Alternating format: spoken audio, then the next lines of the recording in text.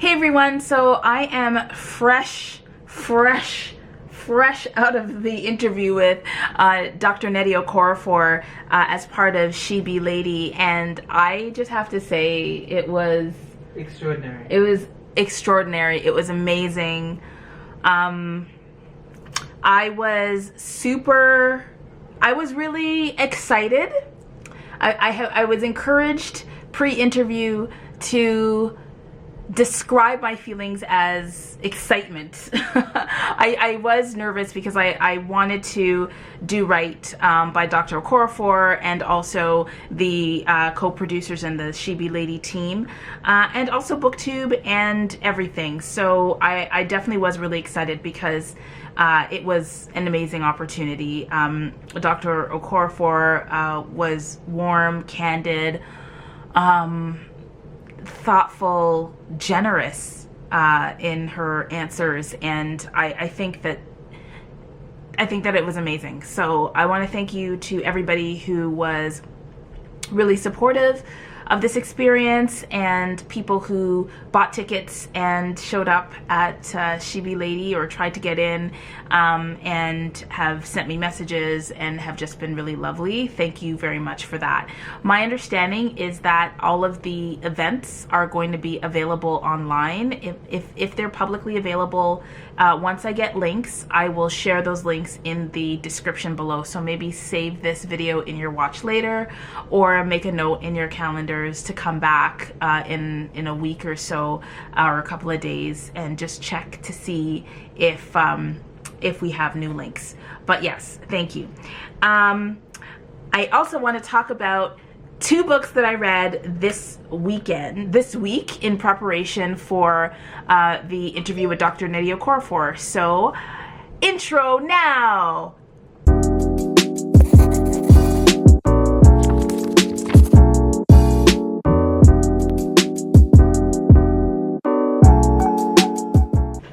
Alright everybody, I am back. Welcome to ONYX Pages. I'm still glowing because that was amazing. There are two books that I want to talk about. So the first book is Long Juju Man. This is written by Dr. Nnedi Okorafor, 2008. And I will just read this. Should I run? I thought. A ghost can run faster than me. No, I won't run. Ngoli has heard many stories about Long Juju Man from her grandfather, but she is not prepared for her first meeting with him in the forest or for the strange friendship which follows. So this was written by Dr. Nnedi Okorafor in 2008. It's a children's book, young adult children's book. It was wonderful. It won the Macmillan Writers Prize for Africa. It is illustrated. So if you are interested in illustrated works written by Dr. Okorafor, then you should absolutely check this out. So this is Long Juju Man. He is kind of like a trickster type character, but depending on who you are and how you encounter him, he can play mean tricks or he can play good tricks, but he always teaches lessons and leaves everybody with a jewel at the end. And so the main character encounters him and notices him from the stories that her grandfather used to tell her, and throughout this budding relationship we see her grow in trust with him, and we see her mature and learn new things about herself, but also just interact with this mystical, magical character. I loved it. I thought it was very, very sweet. I was moved by the main character's joy and courage, even though she ended up in circumstances that were a bit scary for her. So I would definitely recommend this if you want to start reading African Jujuism, and if you want African Jujuist stories that are written for children. This is more of a children's book, but anybody can read this. I mean, I read it and I loved it. I particularly enjoyed the fact that there were illustrations. So yes, also anybody who loves the color blue, Tatiana, will definitely enjoy this book. Okay, the second book that I want to talk about is Dr. Okorafor's latest release, and that is Remote Control. This came out in January 2021, and in this story, we're following Fatima, who is here on the cover, and Fatima is, I believe, 7 years old when we meet her. She is a child who was very susceptible to malaria. She has great imagination. She loves reading books. She particularly loves a shea tree in the backyard of her family's compound. She spends a lot of time in that tree, looking down on others, like looking down at others, not looking down, because she's not like that, and learning from her grandfather.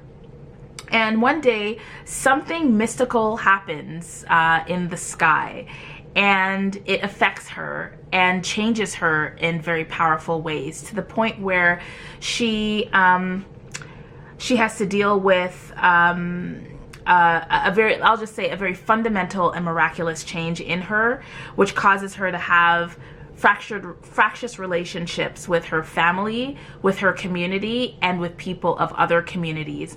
And Remote Control takes us through a bit of a hero's journey, where Fatima learns more about herself, learns about the changes that have happened to herself, that are happening, changes that are magical, changes that are physiological, changes that are sociological and psychological. And we follow her through, I think, 5 or 6 years of her life. And it was a wonderful novella. I enjoyed reading it. I was rooting for Fatima. There were some complex relationships that were expressed in this story. There's a lot of tech, a lot of magic, some of it explained, some of it not explained, and then a lot of what I now see as typical Dr. Okorafor, a lot of people. One of the things that I find in her work is that her work is very populated, right? You've got aunties and grandmothers and grandfathers and, you know, gate men and crowds and protesters and mobs and customers and politicians and media conglomerates and multinational corporations and groups of young people and groups of dogs, groups of farmers in the woods. Like, there's just so many people in her work, and not like background, but actually people who are engaging. And even if there's only one interaction between these people and the main character, it's meaningful and sometimes even like allegorical. So I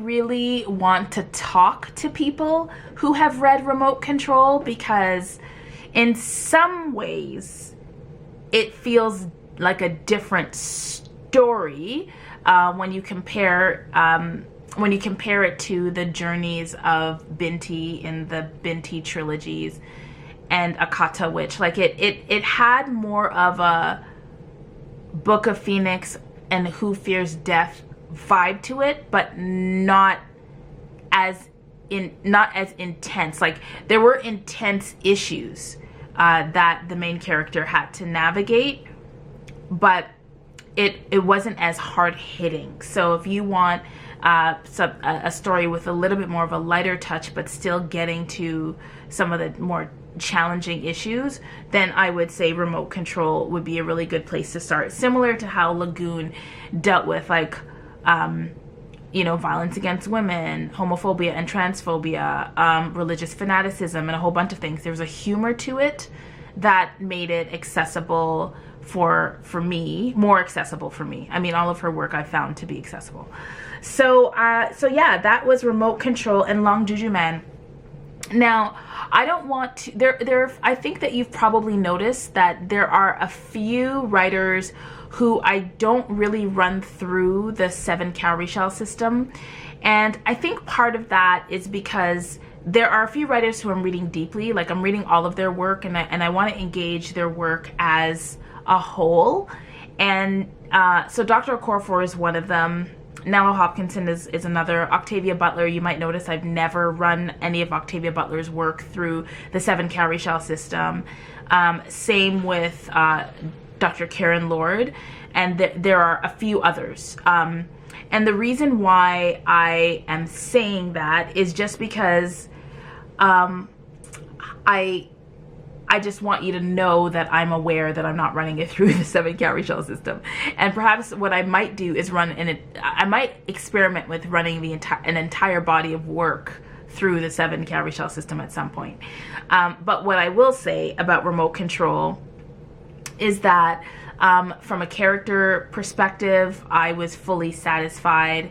The questions that are asked in the story in terms of relevance were very, very relevant, like the role of technology, the consequences of technology and privacy infractions, the fear of young girls and powerful girls, subsistence farming, and wealth, right? Like there's so many coming into one's own self, right? Superpowers, like all of those themes were very, very relevant. There even is in remote control an element, not quite pandemic-like, but there is sort of a, all of us are being affected by something dangerous in this story that I think maps really nicely onto the global pandemic that we're all dealing with.